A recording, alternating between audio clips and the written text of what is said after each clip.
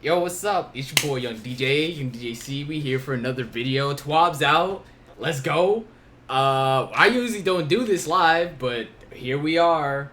I saw something on Twitter, and I'm telling you, if what I saw in the Twitter tweet is true, then I'm gonna lose my mind. I got my boy Austin in here. Hey, what's up? What's up? What's up? All right, cool. So we're just gonna jump right into this. Don't worry about all my t-shirts baggy, but we in here. This week at Bungie, 7/1/2021. This week at Bungie, we prepare for Solstice 2021. It's almost time for a celebration.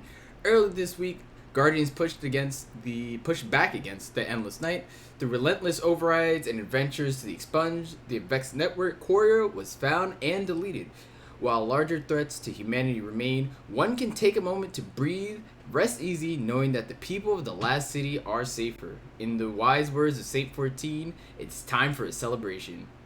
Solstice of Heroes is the perfect moment for that. I actually like how they lined up the story for the season with Solstice, because it actually makes sense for this season. So I'm super down. A big party in the tower isn't the only thing that's going on. Eva Levante returns, so you can start farming that bright dust for those 6k ornament sets, if you haven't already. Bringing new armor for hunters, titans, and warlocks. Also, if you complete all the challenges, all 75 challenges, that is 4k bright dust right there. So keep that in mind. As you upgrade the sets, you'll once again be able to earn some magnificent white glows to adorn your armor with. If you have a taste for elements, Everest will also offer universal ornament bundles for purchase with shiny brightly with glows that reflect your equipped armor subclass. Oh, the Void one looks cool. I actually like the Void one. That's sick. For the rundown of Solstice and everything that's coming, make sure you check out our seasonal event page on Bungie.net. I was trying to see if this is live. Is this live yet? Okay, it is live. Perfect. So I can look at that afterwards. Here we are. We got the new shotgun. I'm personally excited for the new, fun new shotgun that will be available during the event. Next week has quite a bit going on. A larger than usual mid-season sandbox update, Vault of Glass Master difficulty, and more. Let's dig in. Fate Breakers. Alright, so raids fall squarely into the endgame space of Destiny, providing aspirational content for fire teams of 6 to conquer.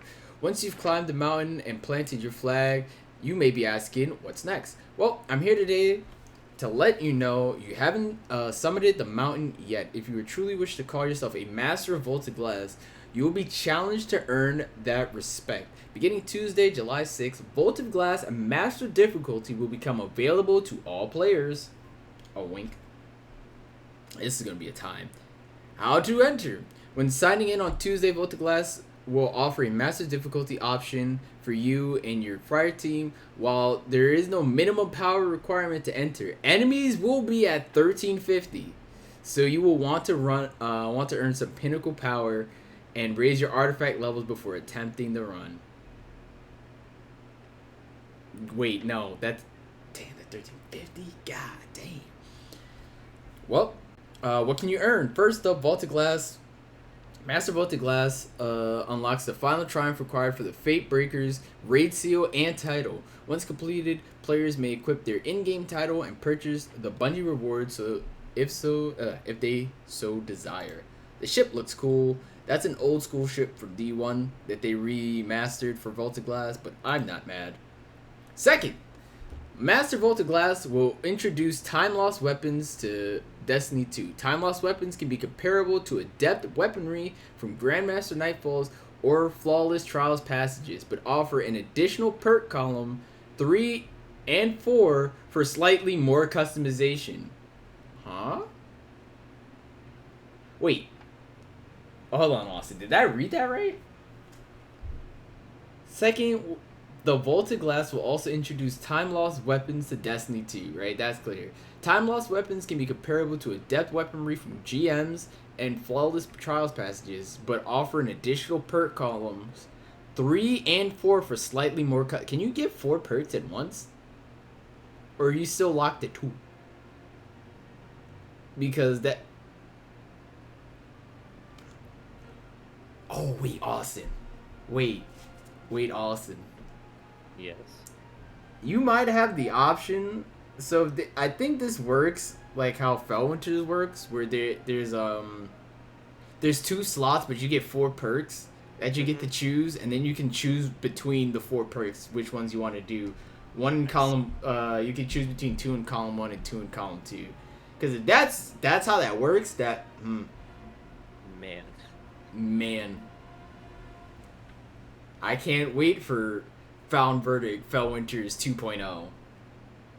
Yup. Slide shot, opening shot, and I can swap to Vorpal Weapon if I really wanted to. If that's how that works, man, we are in for some fun. Complete vaulted glass challenges and master difficulty of the activity. You will be rewarded. Each week will feature a specific time lost weapon for you to hunt, rotating alongside the available challenge. Once you've earned a time lost weapon, you may also purchase additional rolls from the chest at the end of the raid on master difficulty using Spoils of Conquest. Note that these will be at a higher price than normal versions of these weapons. Alright, cool.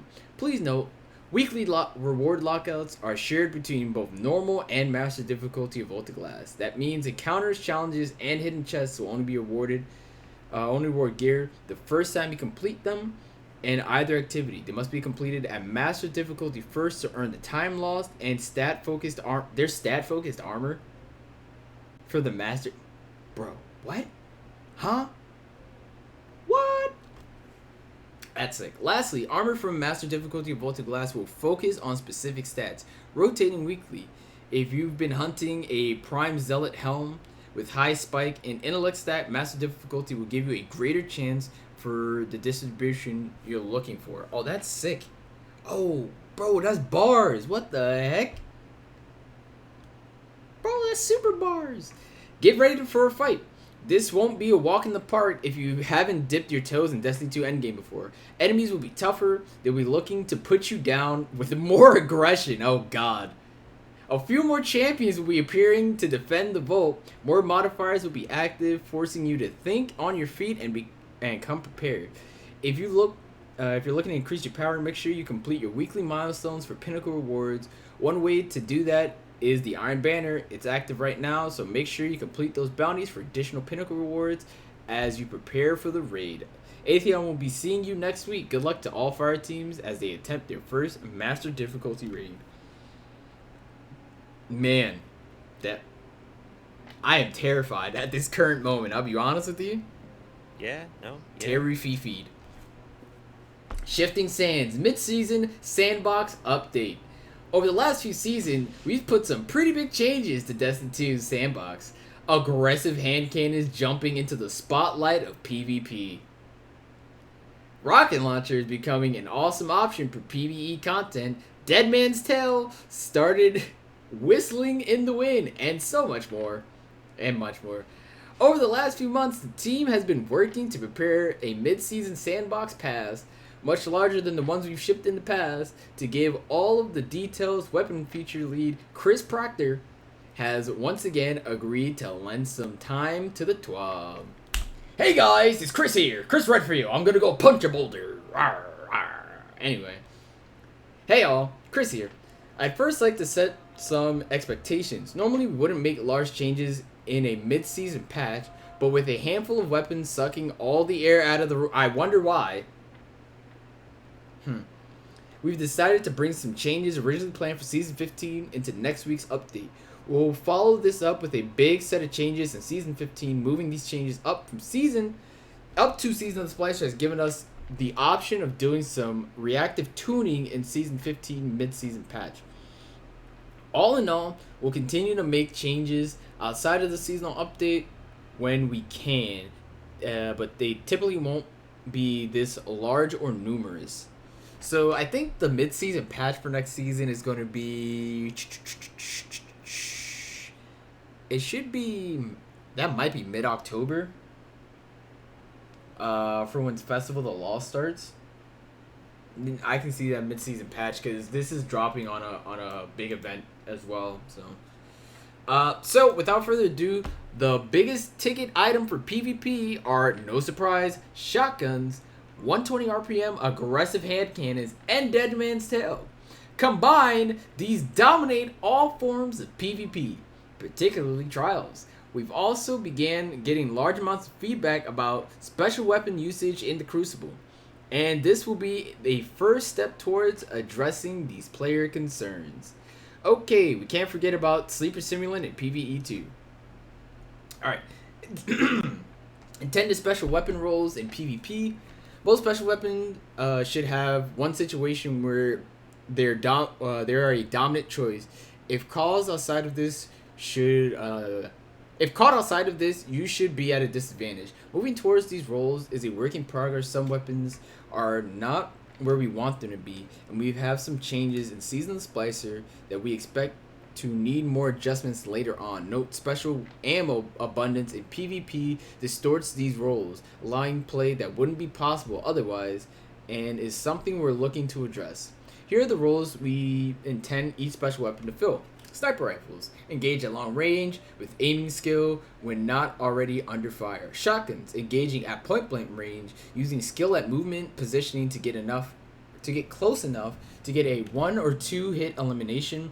Fusion rifles, engaging mid range, but with careful positioning and pre-charging around cover required for success. Trace rifles, strong at close and to mid range at the cost of not being able to one-hit elimination, making it possible to be outplayed by skillful primary users. Grenade launchers, useful for weakening an opponent, getting damage around corners, and with bouncing or getting a one-hit elimination with direct impact at the cost of projectile travel time and being in a bad place if you miss your shot with a single round magazine.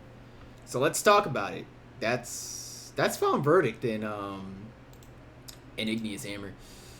Shotguns are very dominant in PvP by any measure and don't allow much counterplay with primary weapons, particularly close range primaries like sidearms and SMGs. We see frequent player feedback about their prevalence in PvP activities and how they make difficult to use various weapon archetypes that otherwise feel good against players without shotguns. We want them to excel in a narrow niche than they currently do. So this change aims to retain the reliable one-hit elimination but at closer range and push them to be slightly rangier than currently at the 2-hit eliminations. As with our intent for all special weapons, if a player is caught out of position with a shotgun, they should be at a clear disadvantage. The ability to quickly follow up rising in importance. We expect faster firing shotguns to eat the aggressive shotgun dominance, and other special weapons to be more viable. Increase aggressive frame shotgun cone angle from 4.0 to 4.25. Reduce shotgun damage fall off by 2 meters. Increase shotgun damage max fall off by 2 meters. Note slug shotguns are unaffected by this change. I'm not exactly entirely sure what this means. So I think at do shotgun damage fall off? Min by 2 meters? Bro, I honestly do not know what the fuck this means. But we will see. But they increased the cone of it, which is nice, because that's what they did to Last Word by 1 degree, and it made it viable again. So here we are. So aggressive 120 hand cannons were adjusted in Season of the Splicer, but this didn't make enough of a difference. You believe they are still too rangy, and benefit way too much from a small damage buff 2-tapping. It's tricky because they're now not much different than their pre-Beyond Light form. They already have better range and a 2-tap with Rampage, but people have latched onto their ease of 2 and 2 tapping potential since the buff from Beyond Light, and new 120 hand cannons in Season of the Chosen encourage people to try them out. I wonder why they were encouraged to try them out. Maybe it's because they were handing out Igneous Hammers every 3 seconds. With this change, we expect other primaries to become more viable, where previously 120s ate their lunch, including adaptive hand cannons, pulse rifles, scout rifles, and auto rifles, while allowing 120s to keep the advantage of hard-hitting peak shooting at range. Reduce precision damage multiplier from 1.8 to 1.6, preventing 10% damage from allowing to. Oh wow, you can't 2-tap people anymore, huh? They actually made it so you can't. Well, you can still 2-tap somebody if you're in an empowering rift, and have rampage, but that's a lot of utility. Reduce the aim assist minimum fall off distance from 1 to 2 meters depending on range stat. That's actually pretty big. You have reduced aim assist at long ranges, depending on your range. Reduce the minimum damage fall off distance by 1 meter. This reduces their damage fall off advantage over other hand cannons to 1 meter. As usual, this 1 meter before zoom scalar. Huh. These two are definitely big changes. Do I have a igneous hammer? I do. This has 73 range. And then this is 78 range. So yeah, no. It's getting a second range nerf. Where's my Sturm at? This is still gonna be like the best. But let's see. Drop mag. Drop mag can no longer roll on new drops of weapons. We will have functionality changes later. There are changes coming next season that require adjusting this and some perks with similar functionality. More on that. Oh, so drop mag just is not going to exist anymore. Alright, cool. Pulse monitor. Fix an issue where the handling bonus was no longer applying. Rewind rounds. Fix an issue where this perk would not trigger if the last shot in the magazine missed or if the player reloaded another weapon before firing the final shot. Okay. Reservoir burst. We've seen the complaints that the detonation on kills doesn't feel reliable or impactful, so this will be updated to have the same consistency and speed as Dragonfly. Excellent. 2 exotics will get some tuning. Dead Man's Tell is dominant on mouse and keyboard. Receives frequent critical feedback from players in Crucible and is strong but not so worryingly on controller. We're keeping the fast firing in hip. Why? Which we believe is key to the feel of the weapon, but this will change. Will no longer have. With this change, it will no longer have ADS levels of damage fall off while hip firing. Okay, good. So we will subject to fall off much closer. It will also require better aim to land hits while hip firing. We're deliberately only lightly touching ease of use in this change, with the goal of not to make it harder to use on controller.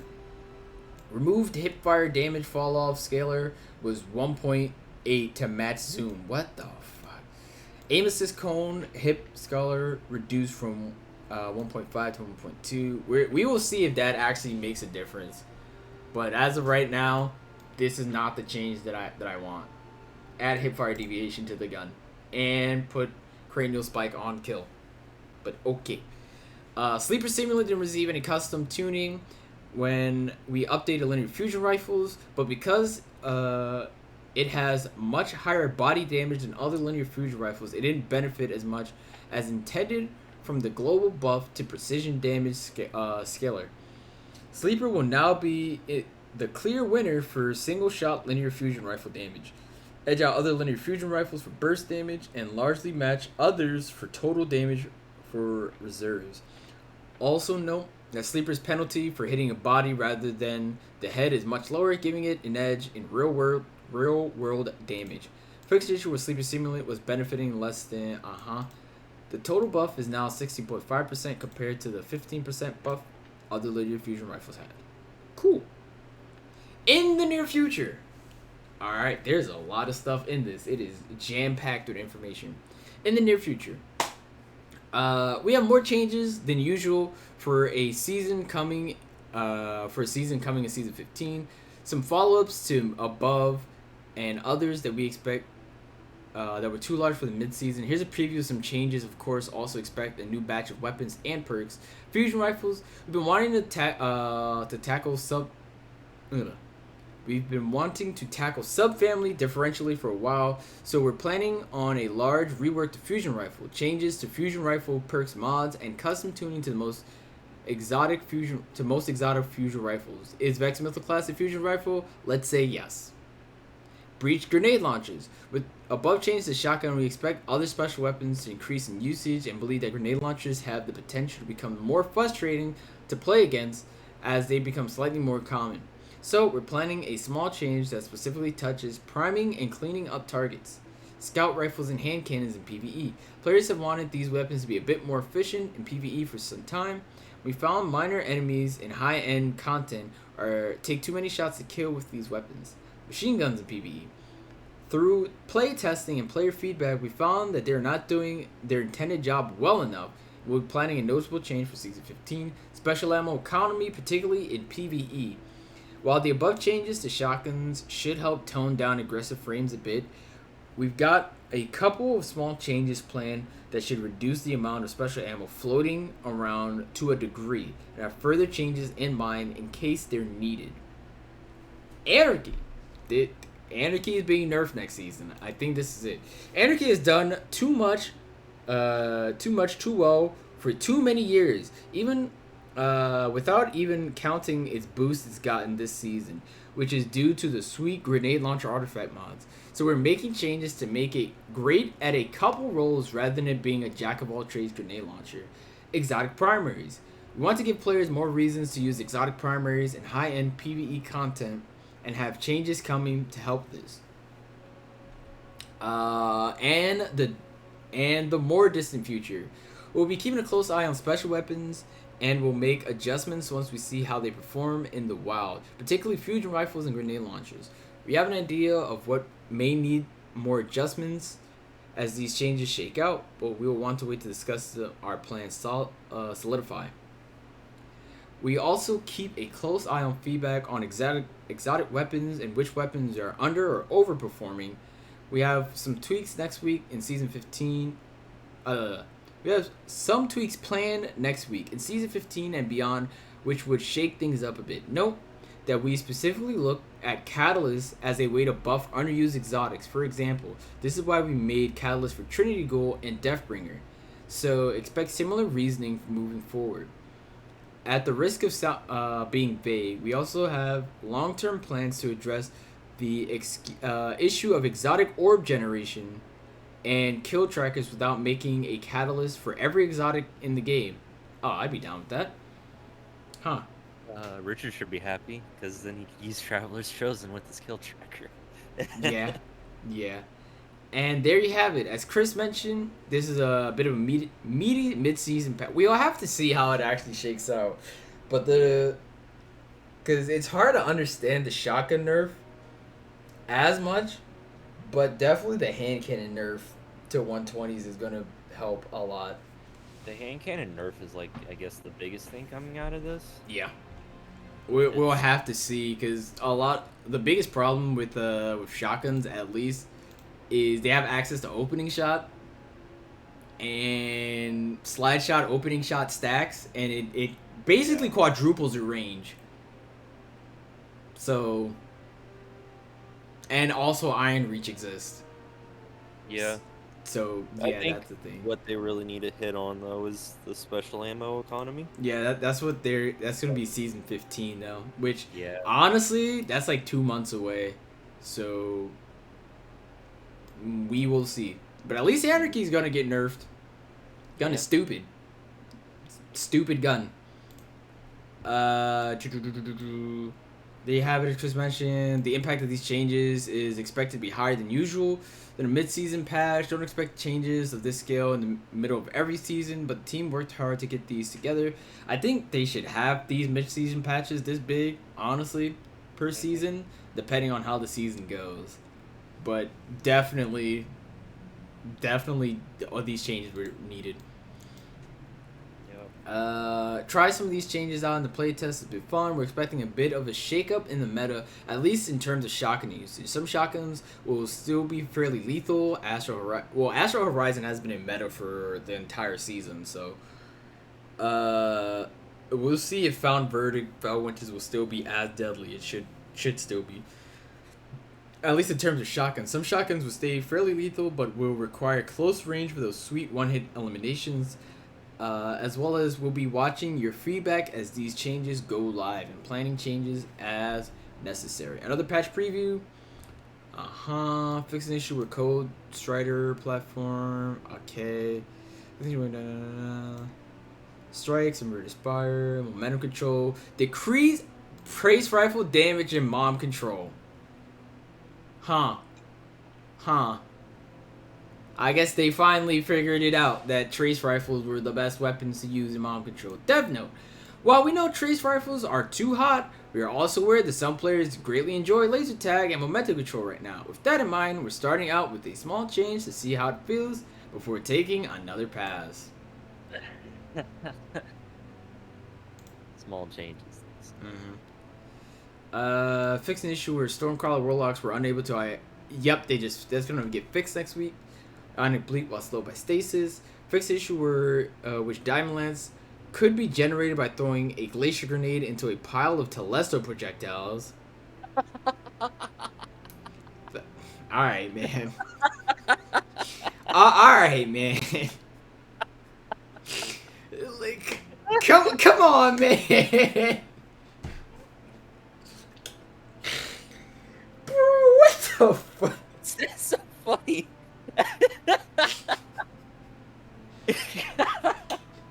It's always Telesto. It's always freaking Telesto, man. I don't know why that's so fucking funny to me. Oh, well, bro, I can get a Diamond Lance. Let me just shoot this Telesto on the floor right quick. God. That's fucking hilarious. Bro, come I don't care on, who dude. you are, man. Fucking. God damn. Fix this. Fix the bug which buildings were not properly costing Sentinel energy when guarding Celestia. Okay. Man. Bungie store beta delay. Yeah, that's fine. Solstice of Heroes. Will start July 6th and end July 3rd. I mean, August 3rd. Mountaintop.